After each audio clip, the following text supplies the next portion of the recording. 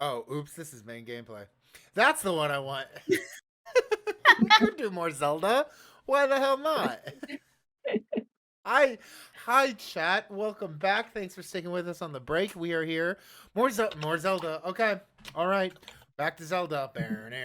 I'm still posing. I'm Mhm. still posing. I'm still Yeah, it's posing. literally just Okay, I'm excited for that to show up in your YouTube video, Zoe. But hi, welcome back. Unless you're watching this on YouTube, and hello for the first time. Hope you liked how Link is dressed. I'm here with yes. Zoe van Buren, whose name is accidentally capitalized, but will not be in the actual YouTube video. We'll get it Yeah. right there. Yeah. Fighting a losing battle. Um, but other than that, it's time to interview the intrepid state folklorist of North Carolina. And before I do that, Zoe, if you're ready, Daisy's got a little spiel to do. Pick me. I have a job. I have a job to do right Zoe, now. can you pick Daisy? Can you pick Hey them? Daisy, I pick Pick you. me, pick me. Oh, So yay. Okay, good. I have exited my Pokeball to tell you today that Pokeball. Oh yeah, you're a Clodsire. yeah, I'm a Clodsire, which I still need that, by the way. There's like $129 for a 2-foot like Clodsire on Etsy. If anybody's looking at that, I'm still interested. Anyway, This is where the YouTube video just flashes the PNG of that. Okay, continue, Daisy. yes. Zoe, Dom, you see us. Dom and me, we're a team. We're on the show and we talk and you hear my disembodied voice. So and Dom's like, gameplay and you see Dom there. And sometimes we're in the reverse role where like I'm playing and making weird faces and Dom is being the disembodied voice. And you see us and you might think that Folkwise is just two people. But you would be absolutely incorrect. There is a whole team of people who are behind the scenes who help make Folkwise possible, and we lovingly call them the sleuths. Why do we call them the sleuths, you might ask? What are they sleuthing for? They are sleuthing for our guests every week. So when we come up with questions for our various guests, they help us compile all of the data that they have gathered throughout the week, and then we turn it into questions for our guests. So if Zoe laughs, Dom laughs, if the audience says something that they think it's funny, they think it's a good question, whatever, don't thank me and Dom. Thank the sleuthing team. That's right. And with that, Now that you've been prompted and you're ready for this, Zoe, can we get to this interview? Hey, yes, I'm ready. Okay. First things first. I think you gotta talk to the chat. People want to know about your work collaborating on the book Hanging Tree Guitars, especially when it comes to the aftermath of the book back in Eastern North Carolina. Yeah. Where should I start setting things up from? The very Talk a beginning? little beginning. Talk a little bit about what the book is for people in chat who might not know. Yeah. So Hanging Tree Guitars is a book that I edited, co-wrote with a luthier and sculptor named Freeman Vines, who lives in Fountain, North Carolina, which is in the eastern part of North Carolina. And if you're not familiar with that state, if you were to cut North Carolina in half along I-95, you would essentially create in eastern North Carolina the poorest state in the nation automatically.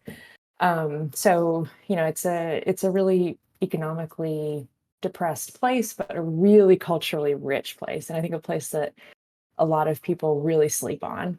And we can trace like pretty much the origins of funk music back to eastern North Carolina. Like most of the members of James Brown's original band were all from Kinston, North Carolina, and they all say like he wasn't that funky until we taught him how to play. There's an incredible gospel music heritage there. Some of the just most rock and quartet gospel you'll ever hear comes from eastern North Carolina. So it's an amazing place. But it's also the part of North Carolina that kind of had the deepest like plantation history, and you can really still see that on the landscape and in the demographics.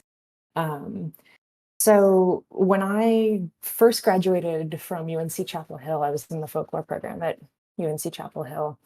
And my first job out of grad school was with this organization in Hillsborough, North Carolina called Music Maker.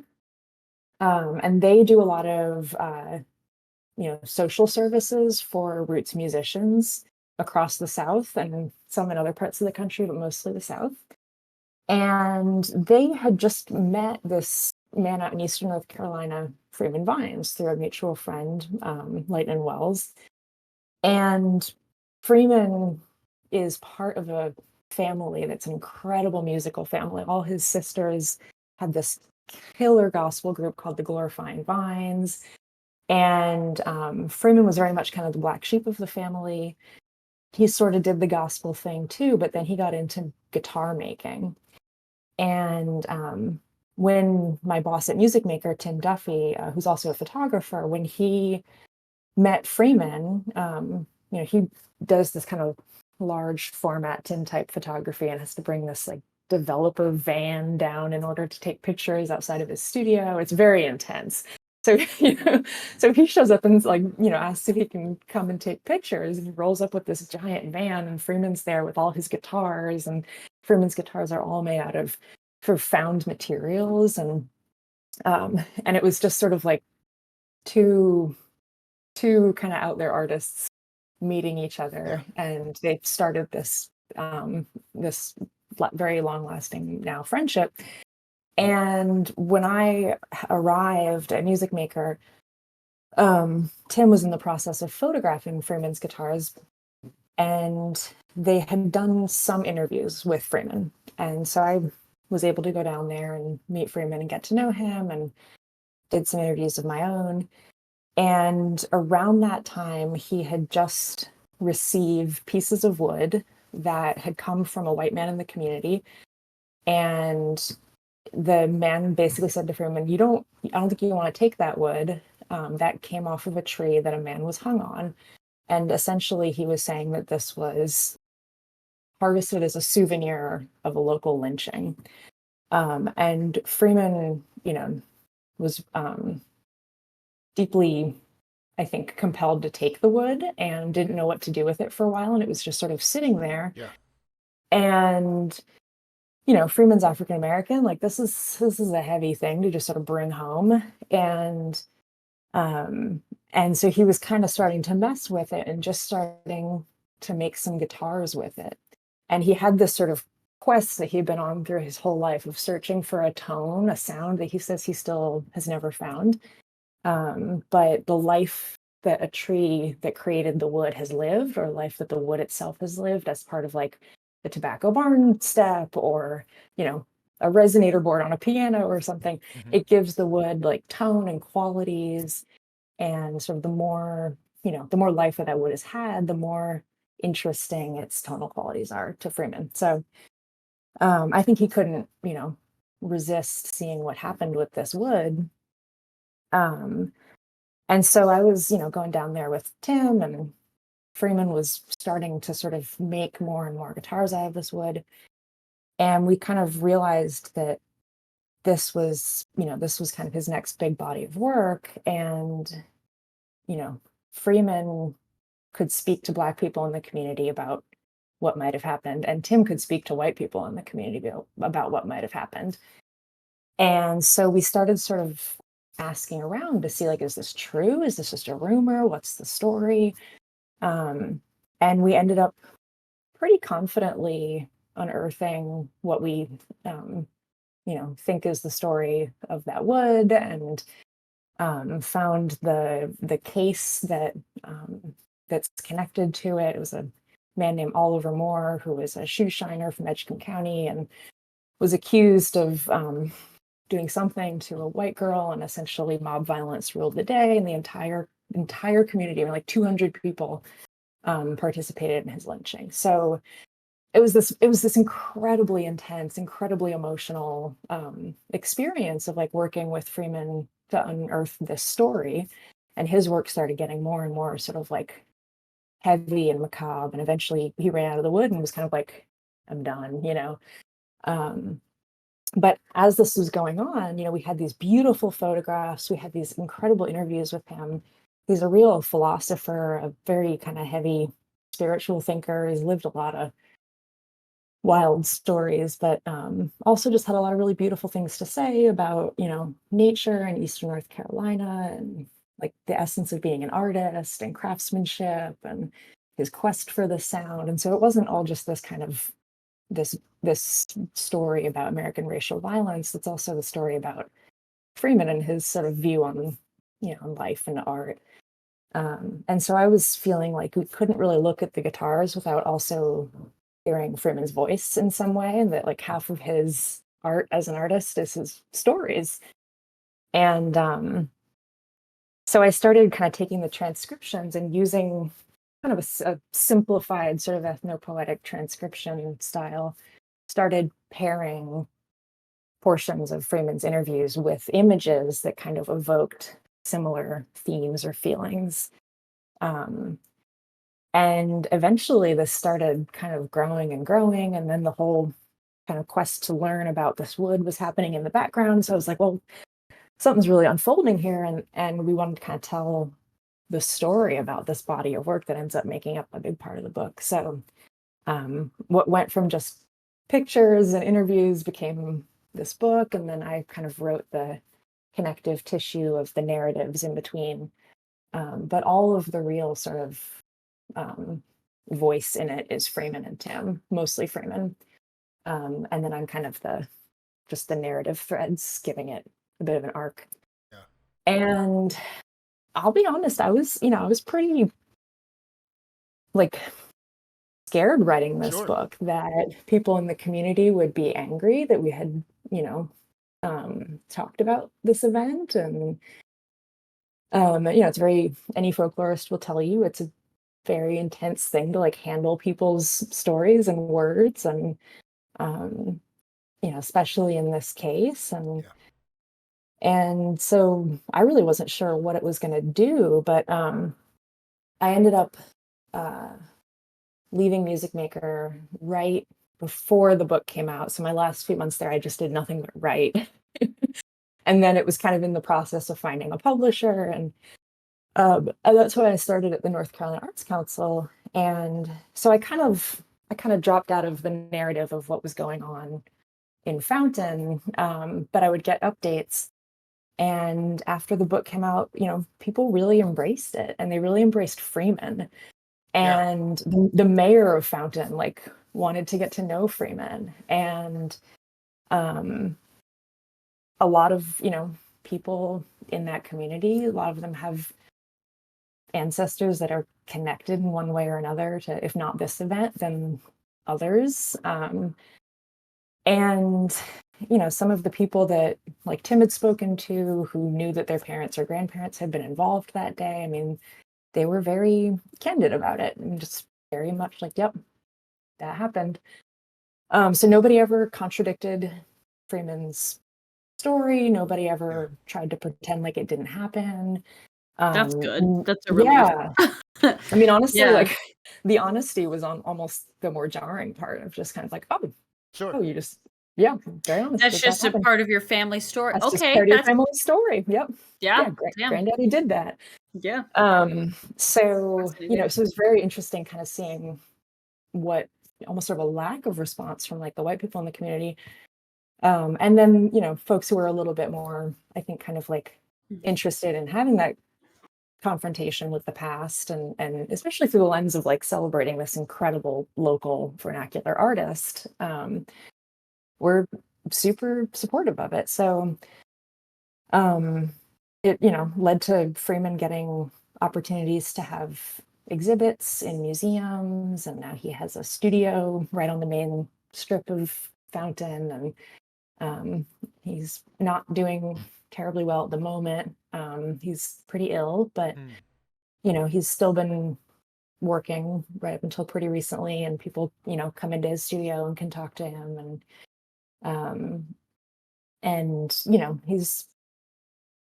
it really kind of, I think, made a positive impact on his life, but also I think the community was pretty like accepting of this story being out in the world, and kind of excited for the possibility of an artist, from there being pretty visible. Yeah. So yeah, that's kind of the long and short of it. Zoe, what do you think that this project has to tell us about like the importance of studying folk arts in this cultural climate?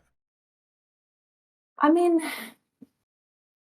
everything that Freeman knew about history in his community and sort of translated through materials, I think is, to me, like, that's kind of what folklore is. Like, it's things that we make that are not just things, they're stories, they're I'm writing that one conduits. down. Like, folk art, folk objects, traditions, cultural events. They're all conduits to shared narratives. And As so Kay to me, Turner that's what says, really saturated with affect. saturated with Yeah. affect. Yeah. Or Lisa Higgins says, art with a genealogy. Ooh, Isn't that good too? that's Yeah. great, man. That's we good could, we too. could spend the Yeah. whole we could spend the whole day just like saying like saying portions of Yeah. quotes and going ooh. Ooh. Every time somebody comes up with like a decent summary for what folklore is, we're like, yes, there's another one. But I mean, like, and contemporary and studio artists obviously make art with like deep social meaning and history behind Affect, it. But genealogy, so on. right, but I think what really sort of spoke to me folkloristically about Freeman's work is like, even though his work is very individual, it's really his personal psychology and his personal expression and his personal quest for the sound, quite literally. It's incredible. You can see like he is part of a creative tradition that's shared by a lot of African American artists in the South. I mean, Lonnie Holly came and met Freeman and was just like, it was like, it was like, I get it. I see what you're doing. And it Freeman also kind of breaks down a lot of boundaries, I think, around like folk art, vernacular art, outsider art, and fine art and contemporary art. And the more I kind of, the more of his work that I have seen sort of get created, the less meaningful I think a lot of definitions are. And I wouldn't really want to sort of stick him with the like folk artist label, because it's also, it's so personal what he's doing. It's so intensely personal. It's not, his work itself is not exactly sort of like a shared community expression, except for in that kind of big cultural sense of, the way that African American artists have often kind of made something out of nothing around them.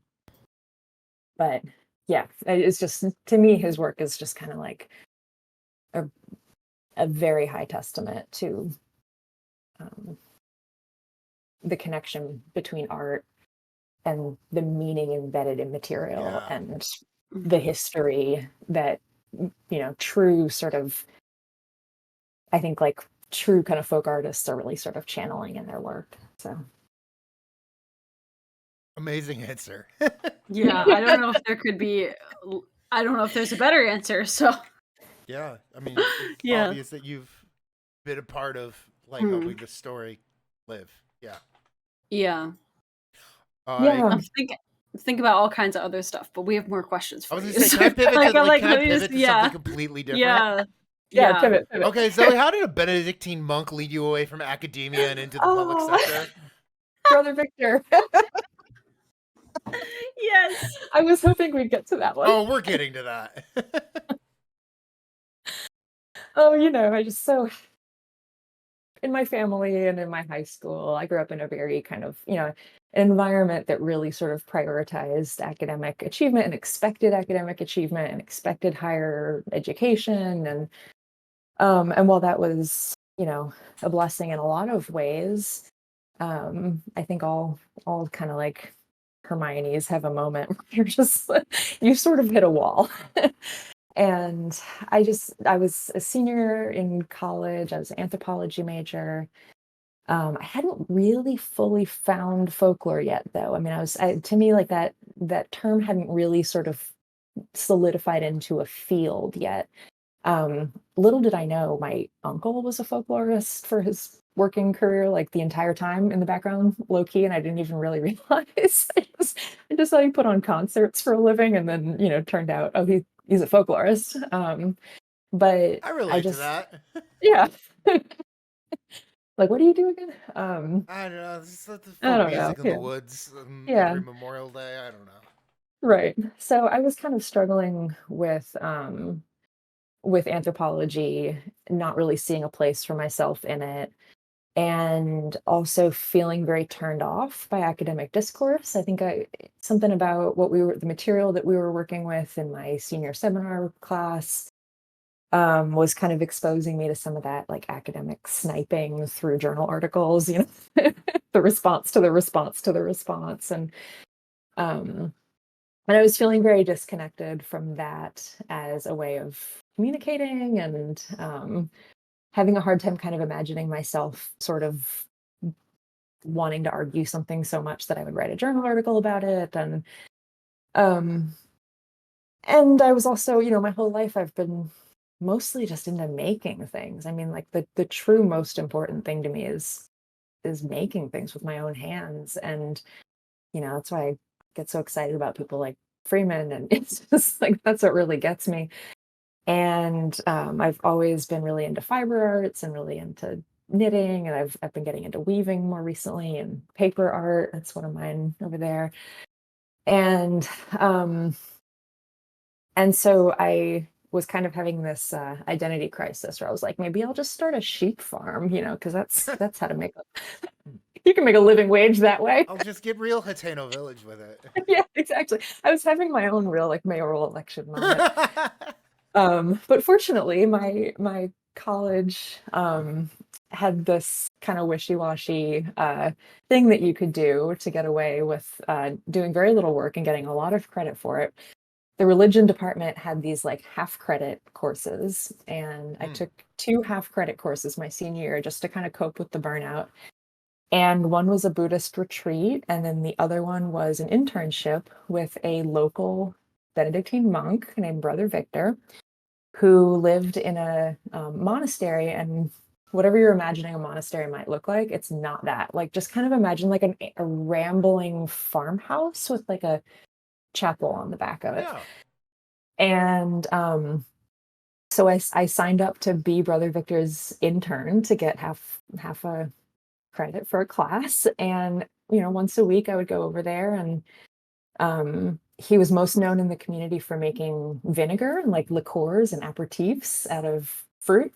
And he also had a wonderful garden, and he had these adorable cats, and he published cookbooks, and the cookbooks were just kind of like simple monastic foods, usually just kind of like different soups and stews and, slaws and things that you could kind of make with seasonal foods. And so I would go over, and I was like his typist.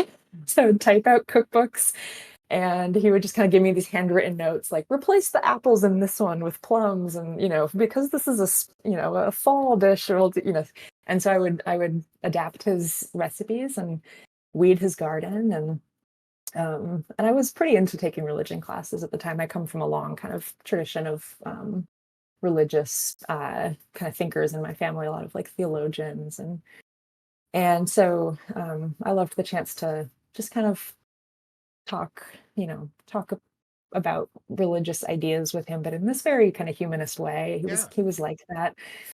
And the cat would just sit on my lap, and he'd bring me tea and cookies, and I would type, and then we would eat, eat a lunch, and the lunch was always just like whatever cheese people donated to the monastery on bread, whatever soup he had going on, and it was always just like the best meal I'd had all day. And he was all alone because nobody could really cut it. Nobody else wanted to be a monk. And it was just this glimpse into like a different kind of living that was so different from everything that academia had just been sort of pushing me toward. He was so humble, so real, so practical, but also very spiritual, and lived off of very little, didn't need very much, and had this beautiful like craft of making these liqueurs. And so anyway, one half course credit later, I realized I needed to like take a year before going back to school, and I ended up moving. It only took 1/2 credit, so I think you may have already been leaning. I was clearly leaning in that direction.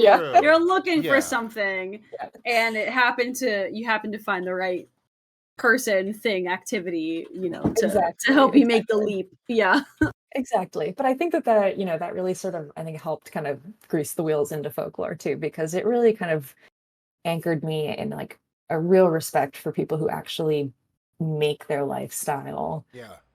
based off of their sort of values, beliefs, craft, practice, like people who really sort of build a life around the thing that creates that meaning for them, and don't just kind of relegate it to like the odd hour or two after work.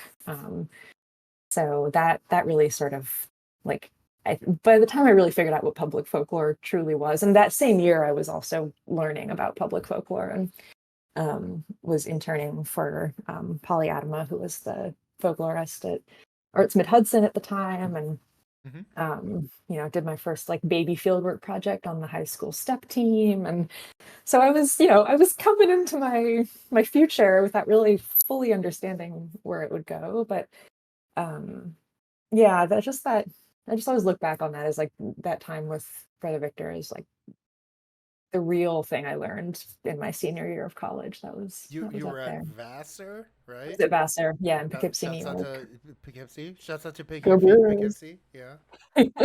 P-Town.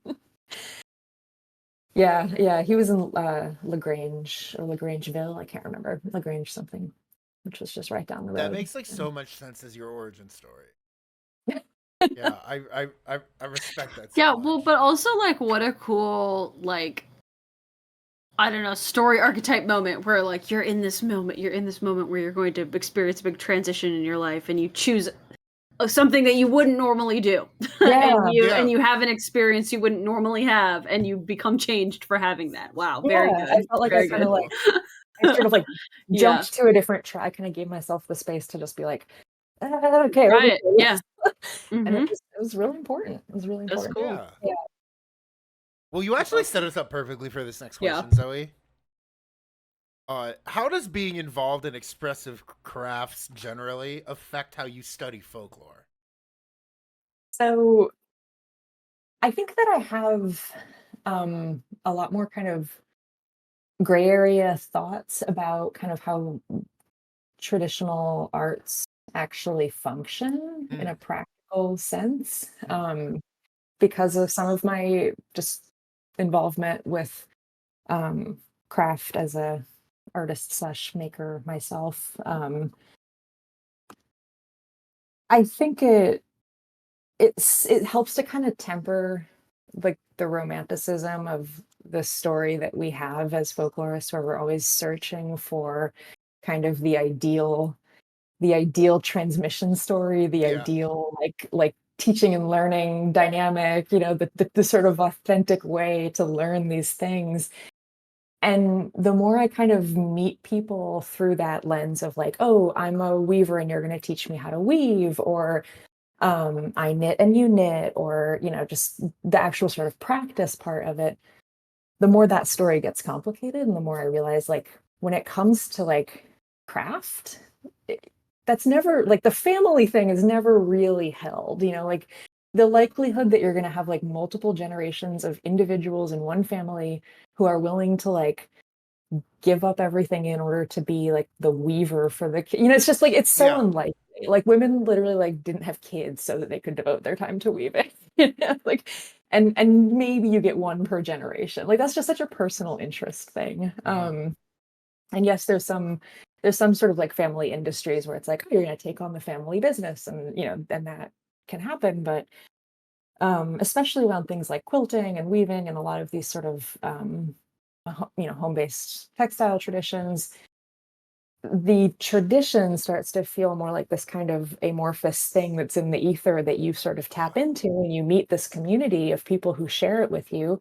But it's a community of practice. It's not this exclusive, like, were you born into it or not kind of community. Because if it were, it would be gone by now. you know? And so I just feel much more sort of like open and loose about this, ideas about sort of uh, transmission as it relates to um, material culture, and also like the true. I have slightly maybe if I were coming at this through like a music lens or or storytelling lens, my take might be a little different. this to me is pretty specifically kind of about craft. But you know, when I took weaving lessons from a 90-year-old weaver in Pisgah Forest last year. Her name's Barbara Miller. She's incredible. She wrote like one of the seminal collections of Clementine Goodrich's weaving drafts from the Southern Highland Craft Guild, um, and you know, she would just like she's as legit as it gets around there, but she would tell me all these stories where I was just like, man, none of this folklore narrative even fits here. Like none of this even makes like doesn't add anything to what she's telling me. Like I kind of took off my folklorist hat when I would walk into her house, and I would just show up there as a person who didn't know how to weave and wanted to learn how to weave. And I kept feeling like I needed to ask her all of these deep questions about, you know, like about like the area and about like her experience and really Where do all you get your wool from? right. The shop down the street. What do you mean? Yeah. Like, where did you learn that? And she'd be like, well, the ladies in my guild, one of them went to Scotland, and then she came back and she learned this nifty trick, and it was so much faster, and I've never gone back to the old way. Yeah. And Right. I learned that, like, you know, weavers are motivated by finding the faster, more ergonomic way to do things. Like that's the tradition, is like constantly trying to streamline. It is dynamism. You know, right, exactly. Like the tradition is almost the tinkering. Like she would use like fishing weights in order to weigh down loose warp threads that broke off. Like she would just find things that were made for one purpose and then adapt them to another. And I'm like, oh, I love that. To me, that's folklore. Yeah, totally. So, yeah, it really is very grounding for me to have that experience. But she would also tell me about like the woman she learned how to weave from. You would think it's this story of like Appalachian women teaching Appalachian women through the generations. Her teacher came from New York. Yeah. Back in like, you know, the 40s, and had, you know, previously taught weaving out in like Alaska or something. Anyway, so it just sort of complicates when you start actually meeting people within a community of practice. The narrative about what is the tradition, how is it maintained, gets complicated. But then on my last day with her, she gave me like just the ultimate sort of folk moment. And she hadn't charged me a dime for any of these lessons. And I came on the last day, like bearing a gift, and you know, just like so great. Just like giving me all this time, you know, it was free. Like she didn't charge me a dime, and she goes, "Well, it's not really free. It's going to cost you." And I was like, "What do you mean?" I'm trying to get my checkbook out. And she said, "Because now you have to teach it." Said, now you need to do what I did. Like you need to find somebody and you need to pass it on for free. Yeah. Yep. It's gonna cost you. That's fun to end with a gift economy. It was statement. Yeah, that's really cool. That's how this tradition is maintained, right? Okay, Zoe, same question but backwards. After you served me this up, same question but backwards. How does studying folklore? How does being a folklorist affect how you practice crafts?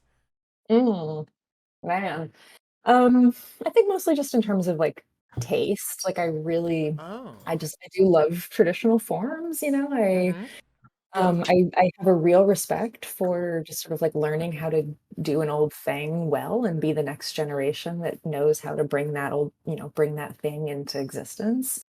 I don't really think of myself as like a super creative person. I think I'm only just recently kind of branching out into thinking about myself as more of like a visual artist rather than like a crafts person.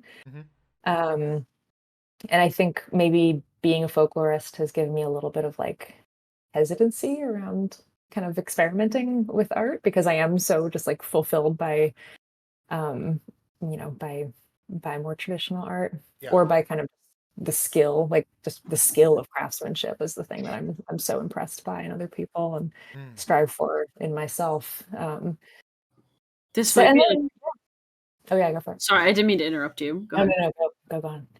Oh, there's just this might be a weird observation, but like the way that you think about how you talk to people, I think you could say is a thing that comes from folklore versus not. I mean, that's sort of like a generalization in in general, but with the way that you were talking about receiving information and the questions that you would want to ask in Right. another context, I think is like a way of self-regulation, or like you're kind of understanding that how you're perceiving the space while you're doing it, or at least in like short succession, which I think is something that people can learn when they get older, but folklorists teach you to pay attention to, or you can say like, I want to ask more questions because I've been trained in interviewing or whatever, you know. That's so true. You kind of yeah. have this like double sight on everything, Mhm. and it can be a little bit hard to sort of let go of the folklorist lens, the analytical lens, the sort of like Mhm. observer lens, and then just sort of Yeah. be in the role of student or be in the Yes. role of doer. Yeah. And Just to let yeah, yourself do the thing and you let don't have to yourself do the explain it. thing. Right. Yeah. I don't Mhm. need to ask smart questions. I just need to say like, this broke. How do I fix it? You know? You also don't need to answer questions. And you don't really, yeah, it Yeah, was like, kind of you a know, great relief. you Yeah. drop a Yeah. stitch and it's like, "Oh, I know how to fix that." Mhm. Right. You just move And on. sort of There's no like ironically, yeah. by letting go of the question asking folklorist part of myself when I went into those lessons, I was able to like so commit to the role of being student that I ended up having the true traditional experience. Like I ended up having the apprenticeship moment, you Yeah. know? Yeah, you're like, "Damn, I really Aw. entered into space to learn." Right. Like, wow, I I really really showed up to learn today in a way that I don't I was usually. really on Yeah. the inside, you know? Mhm. Like, Mhm. Mhm. and I don't know if I would have sort of gotten there if I had kind of approached our friendship and Mhm. teacher mentorship Mhm. relationship through a more kind of like, I am studying you as a weaver, you know, Yeah. it was just more like Barbara's gonna teach me how to make pretty things, yay. Yeah, exactly. Yeah, that's Okay. cool. Yeah, All yeah. right, Zoe, I got one more question, and this one is timely. Ooh. What's your favorite part of serving as a panelist on other states' grants? Oh man. I love serving as a panelist on other states' grants Wow, do because you? Like the state I of Florida, love it. perhaps? Like for example, this is the great state of Florida. Oh, wow. No, I actually genuinely do really like, serving on other states' grants, especially when, when you're not looking at like 1,000 applications. Yeah, yeah. But it's so educational. I mean, I really do think that it's a good service we can provide each other in the field. Mhm. Finding like good panelists is hard work, and it is kind of everything does sort of live or die on whether or not your panelists are with it. Wait, Um, help me who doesn't have an adult folklore job yet. I'm still in oh, school. oh yeah, okay. Tell me, like, I understand the idea that there is a system in place to check the way that grants are written. I don't, or some So kind of review process. right. But It's a yeah, tell review me, So like, process, yeah. what's it's a okay. review process. So when people are applying to often a state agency for arts Let's dollars say to support like a grant, Florida Division of Arts and Culture or Florida something. Division of Arts and For Culture, example, for and the sake of the for argument. example, the like employees of those agencies, like me and Dom, don't get to just choose who gets the grant or not. Yeah. So we have to select a civilian panel, and also importantly, it's not politicians selecting who gets the money or not. It's not like uh, um, lobbyists influencing who gets the money or not. It's supposed to kind of allow money that is moving within the state system to still be like administered without interference um, from people with like political influence. Yeah. So the people on the panel have to be kind of informed, subject area experts. Sometimes they have to live in that state. Sometimes it doesn't matter. Depends on your situation. Mhm. And we all, pre-score applications, and then we meet and we discuss and we can change our scores. And that discussion is really cool. And I learned so much in those discussions. And it's just a great way to network. But I think it's also just a really good way to like learn about how other agencies do their business and how they use the tools that they have, like rubrics, like scoring criteria, like application questions, Mhm. to end up supporting strong projects. And like when you're a folklorist, I think, in grad school, you learn so much about like ethnography and public presentations, and you learn all these tools for how folklorists make change in the world, except for the nuts and bolts of what most of actually us gets actually people do all paid. day. Unless you had John K's class John and he K, made okay, you write a fake grant listen. and everyone else in the Well, class be the panel, which was a fun day of class.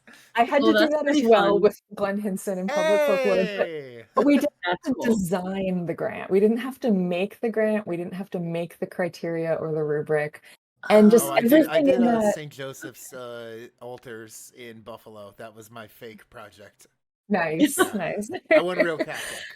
Oh yeah. All right. But just the whole soup to nuts process of the grant, from like soup to nuts. setting what the guidelines are going to be, picking what the panelists will score off of, building a rubric, picking the panelists, and then on the flip side, being the panelist.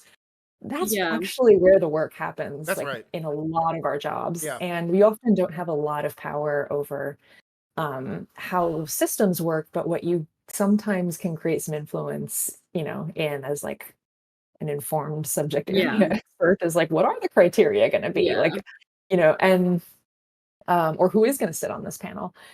And so, that's just the part that they don't really train you for in grad school. And it can feel really kind of administrative and bureaucratic if you don't approach it with like a lens of curiosity and try to sort of incorporate it into your story about like how folk life moves through the world. And so anyway, I love being on other people's panels, because it's like peeking behind the curtain and like, oh, you do it like that, oh, you allow that, you don't have to match that, okay.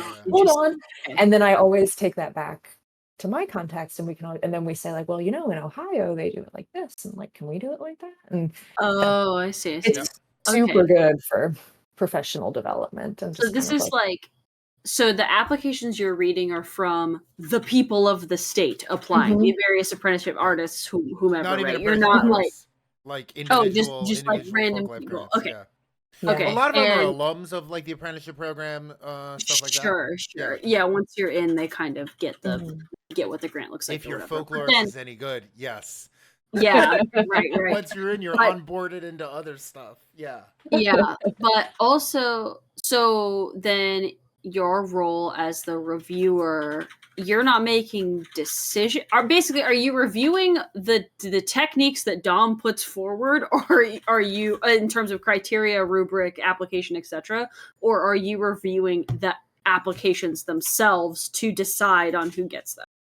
Yeah. So with your group, the latter. So with your team of panelists, there's usually like an odd number of there's usually like at least 3 people on a panel. Yeah. And so you each make your own scoring, as long as you're consistent in your own evaluation system, as long as you if you're like an easy grader like I am, as long as you're consistently easy. Okay, way to say that on the internet. But that's the lovely thing about panels, is it doesn't matter, because like across the averages, like your highest score will still be your highest score, your medium score will be your medium score, your low score will be your low score. Yeah. So like I could grade from like 90 to 80, somebody else could grade from like 80 to 70, and then once it's all averaged together, it's all the highs will come out, the lows will drop. So anyway, so everybody chips in their scores, and then usually somebody on like the staff end kind of crunches the numbers and says, okay, so based off of your first round of scoring, this is what it looks like. And then people can discuss, and they can say like, cool. I really feel like we need to reconsider or something here. And I didn't understand that people from not the same state could be on those panels, although it makes sense. Yeah, it makes sense, because you would like outside sources to be reviewing if this is a disciplinary practice and not a willy-nilly, I'm the folklorist. Like, there needs to be something in place to like have people be in communication. My job is, Daisy. Well, I did. Okay, listen. I heard Florida Man, and everything else left my brain. There's a blur from there. I assume it's actually a really interesting sort of I'm just question in the field, is like, is it better to have somebody with training in folklore methodology and theory and a folklore lens on your panel, who knows nothing about your state potentially, and therefore potentially nothing about the cultural communities in your state? Yeah. Or is it better to have somebody who is not a trained folklorist, but is more informed about kind of the local scene, I think, but may or may not kind of consider They're sort of gonna the priorities of like yes. folklore project Yeah. development, Yeah. So Well, it's really interesting. Yeah. We've got like sounds a like. bunch A of balance is good. ethnomusicologists who know Yeah. everyone, and a folklorist from North Carolina, perhaps. Yeah. Yeah. Yeah. It's good to That's throw cool. in like somebody who doesn't really kind of have a dog in the race. I mean, they're all objective, but like it's good to throw in Mhm. somebody sometimes with like kind of fresh eyes on Yeah, Yeah, on the totally. scene. Yeah. That's really cool. Yeah, I'm very interested in like how people develop criteria Mhm. and whether or not they can actually trace the criteria as a relevant measure for what question they're asking. Anyway, that's what my Yeah. dissertation's about. Anyway, What did Daisy reply? It's just like, I'm just very invested in like the just invention like, of criteria. how Of does course anyone you make are. decisions? Yeah, You're Does doing the anyone thing I'm make like decisions? precisely saying that we're missing training in. So Yeah. thank I'm you. listen. Thank you very much. People are laying the field, and I'm picking up what they're putting down. That's So- right. love it. You are, Yeah. Daisy. You are. I'm trying to pick up what people are putting down. So, but yeah, no, that's Oh. really interesting. I wasn't sure if you were like doing the meta commentary or the like legit, like this person is in or out commentary. Well, Daisy, I mean, next sometimes you week- don't know. It's a little bit of both, I guess. Yeah, it's but- a little bit of both. Yeah. Like sometimes you don't know where that cutoff is going to be. Like Yes. Yeah. for Florida, they don't know how much money they're going to be given, and Yes. so at a certain point, you're just sort of like, well, yeah, this order kind of. Guess that reflects one's not a what I- factor, but Yeah, like yeah. I think I would say this one goes before this one. Like, okay, yeah, we'll see where the cards, fall. Yeah, So that makes sense. Daisy, as the guest Yeah. on the show next week, is another one of the panelists. You can also Yeah. ask her these questions. I will. I'll be very curious what she has to say. Hello, if you're watching, Yeah. Vanessa. Yeah. Preparing also- for your next week. Yeah. a call to like people who are in the arts world and related to folk life in your state, like if you want to be a panelist one day and like sit at one of these, you should reach out to your state folklorist or Yeah, to it your is as arts easy council. as being like, I'm available. Like, Make it known that you're available. Because guess what? Guess what? Let me tell you about this. I don't know in if I'd be Florida. very good at Do you it. know but... when panelists have to be picked by? The week after Folk Festival. Do you know what is What? the last thing in my mind? Picking panelists the week after Folk Festival. Yeah, no. Yeah, what? That's why they brought me back. I was low hanging fruit. I didn't say that at all. You said that. You said that. That's really funny. Zoe, thank you for staying on late with us. Do you want to lightning round some fun questions while we're still going? Sounds good. Okay. Sounds Zoe, what are crankies? Crankies are like a moving windable panorama, Yes. and you put it in a box, and there's a continuous image on a scroll, and it winds off of one spool and goes on to the other, and sometimes you can tell a story to it or you can sing a song to it, and it's kind of like TV before TV. But it's having a very sort of avant-garde kind of folk arts world moment these days. Truly. And I made one once, and it's on the internet, so that's probably where that came from. Speaking of stuff you made, what was your most difficult paper cut? Oh man, I made one of my husband looking at a plant in the forest based off of a photo that I took. He was doing a botany class for his fish and wildlife management program at the time. And anyway, paper cutting all of those tiny little leaves that broke my brain. So that was definitely the hardest one. Small. Yeah. But design wise, the first one that I really tried to like freehand without a reference photo just like really humbled me as an artist. So I would say it was not as technically difficult, but it was like, oh, okay. So like, I should take a drafting class, or I should, got a lot of work to do. Zoe, what's something from North Carolina that you hope New York City people never find out about and ruin? Oh my God. And ruin? Well, they already got their hands on biscuits.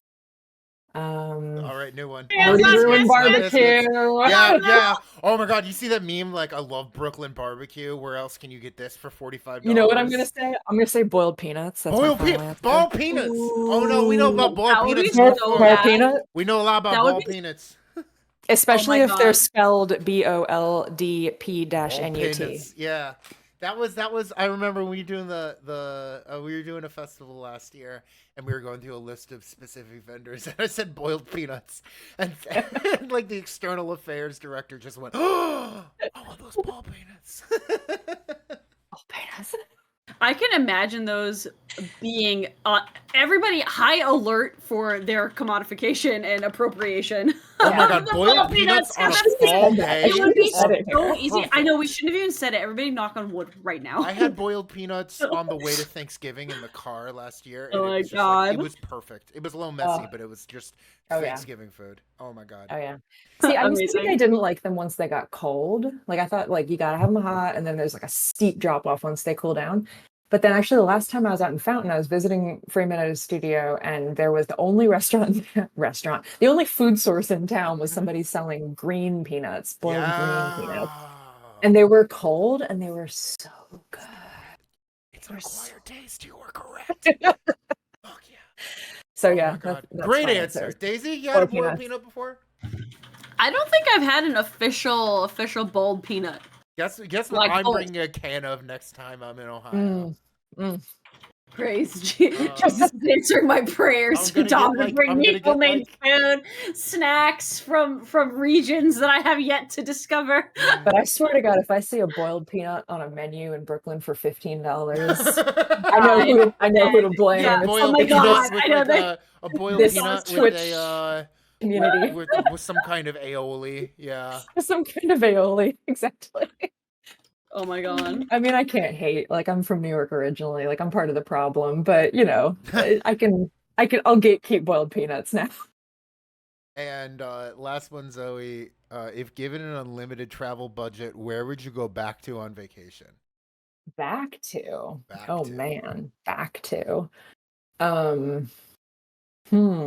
We went to Greece this summer, and that was pretty awesome. I would definitely go back there in a heartbeat. Although I might actually say Berlin. I had an amazing time the one time I went to Berlin. Yeah. Nice. Yeah. That Sounds really fun. I am itching to travel so bad. I'm very happy that AFS is at least on the other side of the country.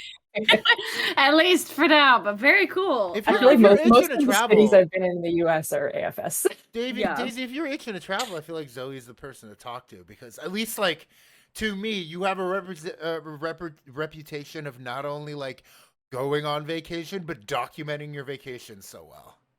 Oh, You're a great vacation album follow.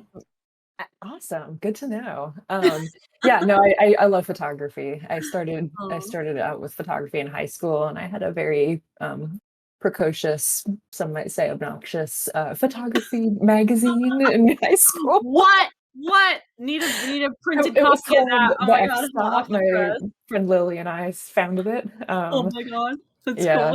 Yeah, I got deep into that even before I found folklore, and so the whole I don't know, just the photographic part of it has always been very important to me. You're always an artist. Well, Daisy, I guess so.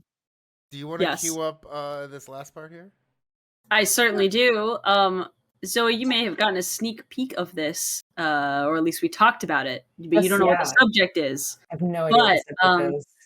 Have you ever made a tier list? I have never made a tier list. I've only watched other people do tier lists. Well, guess what? Wonderful. Wonderful,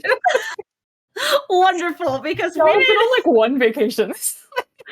That is not true from what I understand, and what Team Folkwise understands. So we have crafted here best Zoe van Buren vacations tier list maker, of which only you can clearly, obviously rank and answer.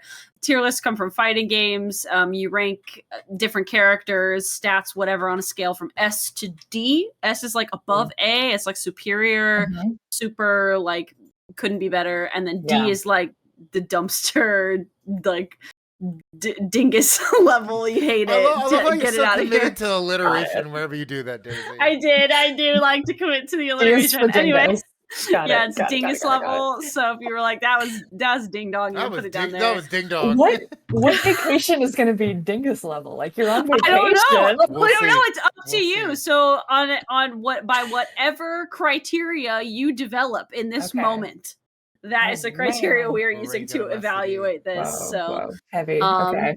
And you know what? Let's start with Germany.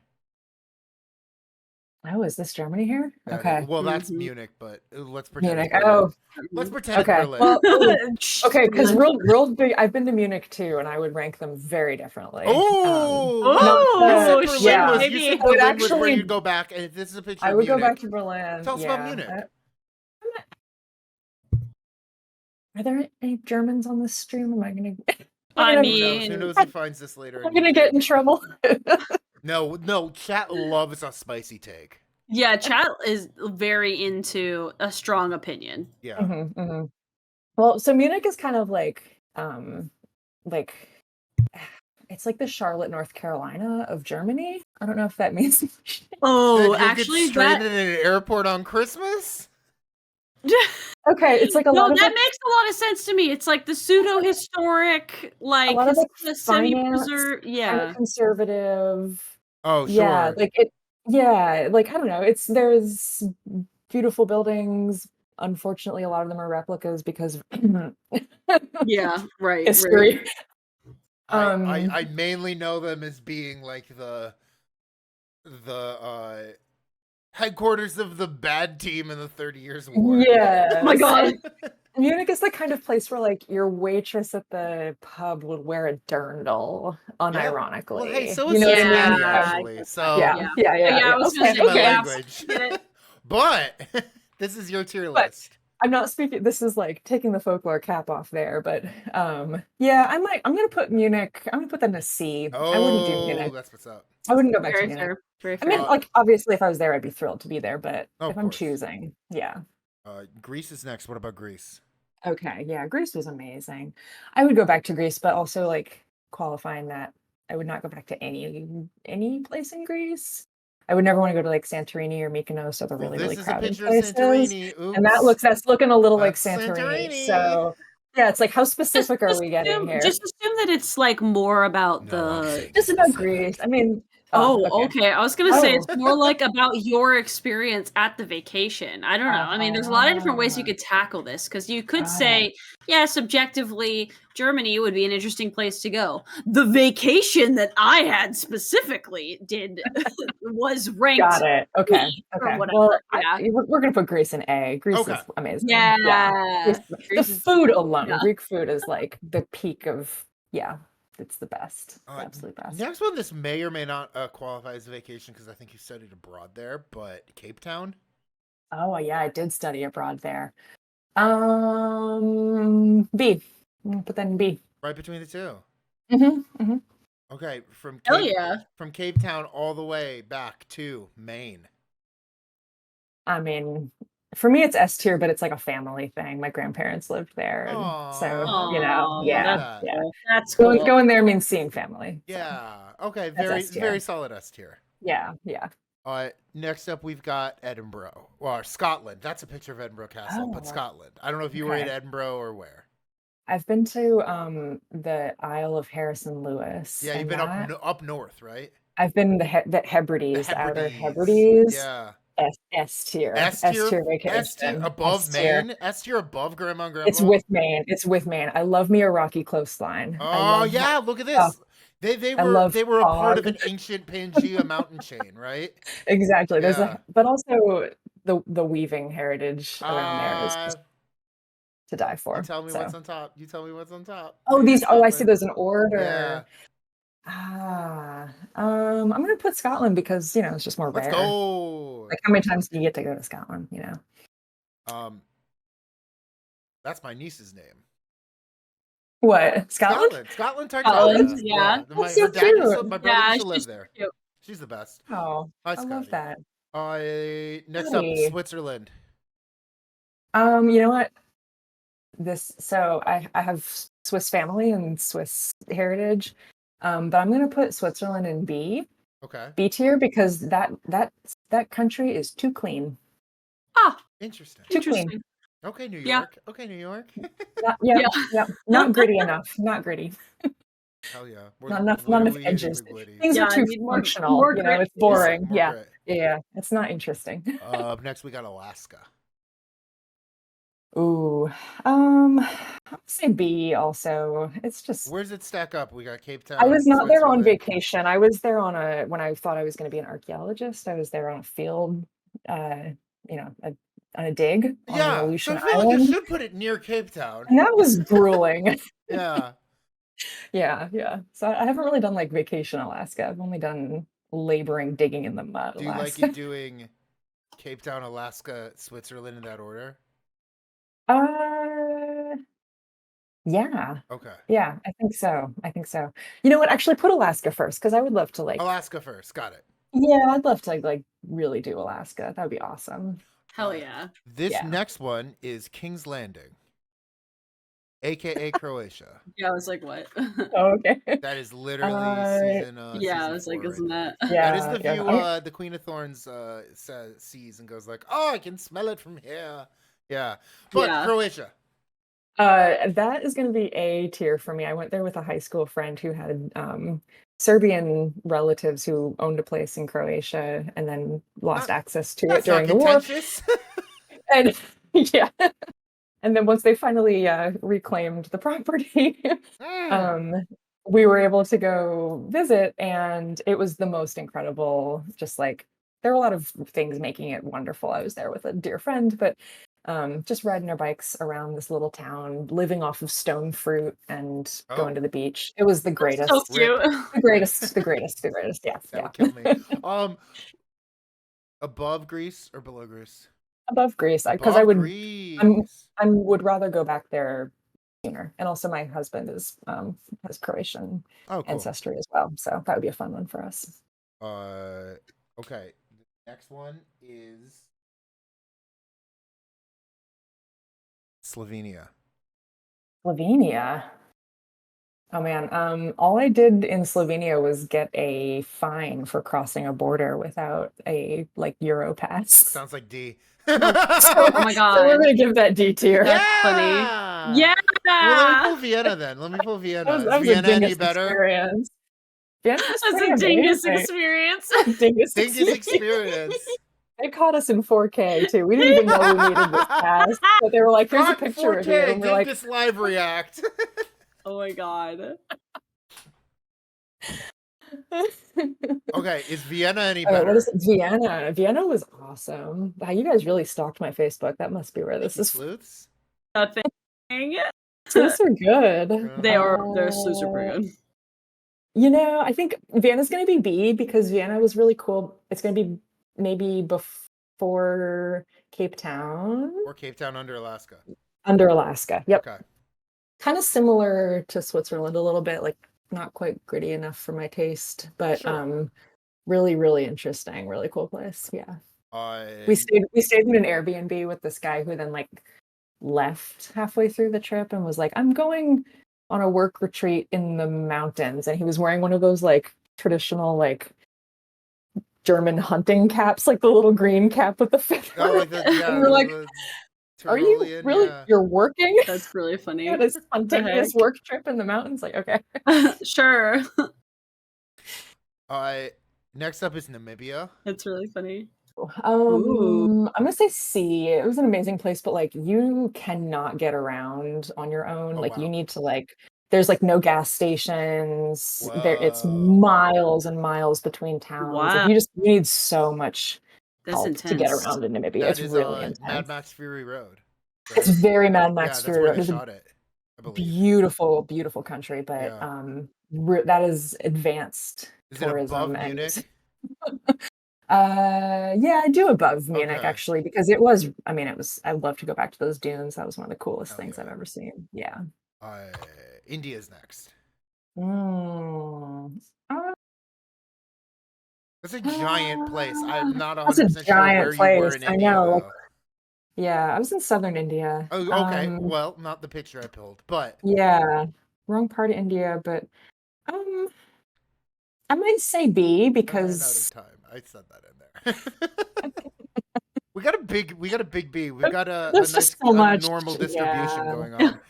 Yeah. Is that bottom of B or where? The Alaska side or B, or the I'm Switzerland forgetting side which of B? pictures are which. Here's Switzerland. Here's Alaska. I'm gonna put it just above Switzerland. I've been Between able to go to Switzerland and Cape Switzerland Town. more than once because of family, so it's just a lower priority. Got It's it. just yeah. All right, no pressure Nope. on this next one, but Rome. Oh man, Rome. That's A. Rome is A. Yeah, there we go. There Yeah, we go. Rome is A. Wait, Yeah. and this is very important because The Mediterranean is Dr. just the Panayotti's best. Like, League said he would watch this. Is Rome beating Greece? no, I would do Oh. Greece again. Actually, I Damn it, would. Patty. I would for the food. The food. For The the food's food, incredible. for all the Food. lemon. Yeah. The food But is look so at the good in Greece. Mediterranean, like Look at the Mediterranean representing right in the middle representing. there. I Yes. love that. All right, and we got Russia. I wouldn't go back to Russia now. Well, I had an amazing experience there.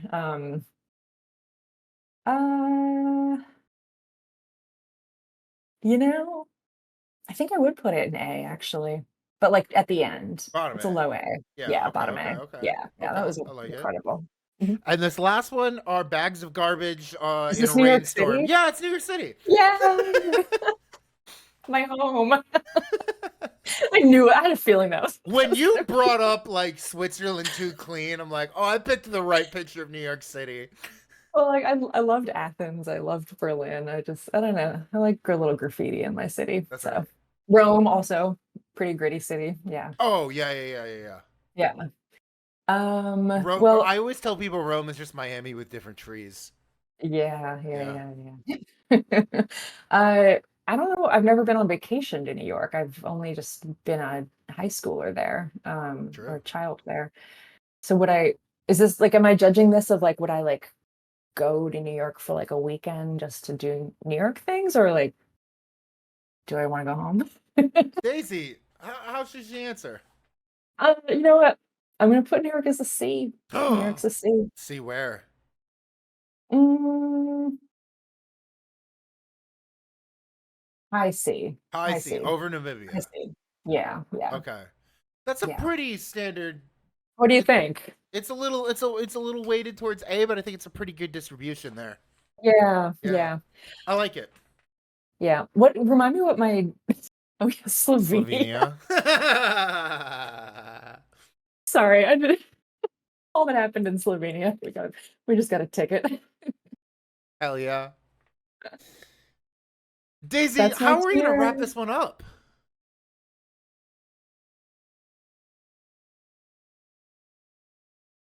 Daisy, did they die?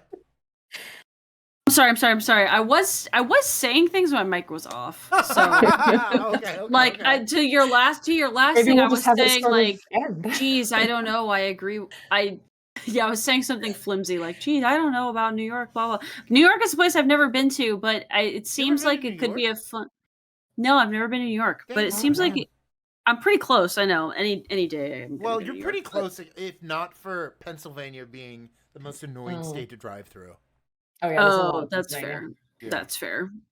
I But would live in New York again, but I feel like going to New York for like a 3-day weekend is not my favorite way to yeah, go. I was gonna say I like think there's. I'm gonna be there for New Year's. Wish me luck. Well, if you go there for an event, I think it could It's be a fun. But wedding. if you're not going Mhm. for an event, I think Mhm. it can be too overwhelming. And Yeah. these other places are sort of like the destination can be the event if you want it to be. I mean, New York, I guess, could be that, but you're gonna feel kind of weird if like you can't figure out the subway and you're just kind of like crying watching Pizza Rat on the ground. But then I guess that maybe is a New York Pizza Rat. No, experience. Pizza Rat was trained Oh. by a performance artist named Zordulu. Look it up. Oh my god. Yeah. Oh it my was god. It was a No. lady who had a studio of trained rats who she taught to pull pizza down subways. Oh my god. So yeah, I don't know what to wrap this up with, but I agree with your assessment of what a vacation might be like in New York. I'm gonna try to. But it seems like it'd be cooler to live there. Yeah. I'm gonna wrap this up. Yeah. Just big respect to your sleuths for choosing, or whoever chose the Yes. garbage pile picture. Oh, normally I would say thank you, sleuths, but that shit was Yeah. me. That was Tom, yeah.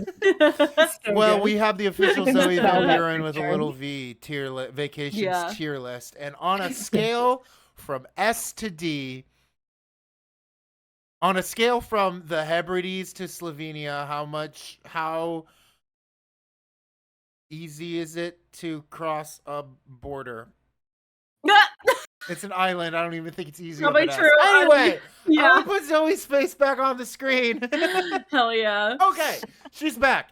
Zoe. I love me an arid island. I think that's what Oh my we're going God. here. I I think- just love, I yeah, love this- a windswept Oh my god, island. you love a do you like a I love a What a windswept specific island. brand of vacation. I do think I would be into moors. I think I could totally get down with Oh my more, God. more life. Yeah. more Mhm, life. mhm. That's really Yeah, funny. Yep, yeah, yep. or live moss, as we say. Live Moss. Yeah, exactly. Live more. Live more. Zoe, as we wrap up your interview, before you get ladders from chat, do you have any? You got anything to plug? Is there any place people can find you, etc.? You can see some of my paper cuts on my Instagram, which is just my name, Zoe Van Buren. Hell yeah. I made a website for it, but I can't remember the name of the URL, so I can't drop that right now. And you can read the Hanging Tree Guitars book. I think you can buy it on Amazon. I don't know if it's still in stock, but you can get it on Music Maker's website as well. Oh yeah. And yeah, I think that's it for me. Hell yeah. Oh, and you can check out the North Carolina Arts Council and just like see what our Folklife office has to due offer to as the well. Yeah. to the sunshine laws, you can legally observe tomorrow's grand panel. That's right. You can see me in Wow. action. Yeah. That'd be cool. I am dropping links to all of those things. I dropped a link to your IG and also to your email in case people are like Yeah. really, really dying to communicate Oh, with and you, Daisy as drops was in the thing. links. So Something else you got to drop. That's ladders. Ladders in Ladders. the chat. there's For everybody. a real Zelda playing legend, Zoe Van Buren. Absolutely. Yeah. Well, Or one would of you our say it's the very appeal of the few climbing outfit. one of our very few true gamers. Oh yeah, you're like the third true gamer. Yeah, like the we third have. true gamer. I was curious how many people you get on this. Like how big is that Venn diagram between folklorists and gamers? Like the folklorists who game. Well, we make a Small? lot of the folklorist and gamer crossover is a much smaller one than the guests that we have on our show. Right. Like we definitely have on people who don't know shit about video games, but know a lot about a thing that whatever we've presented them with to Where- interpret. Where do we They cut they this know a for lot. YouTube? There. Yeah, I don't know. Yeah, it's good.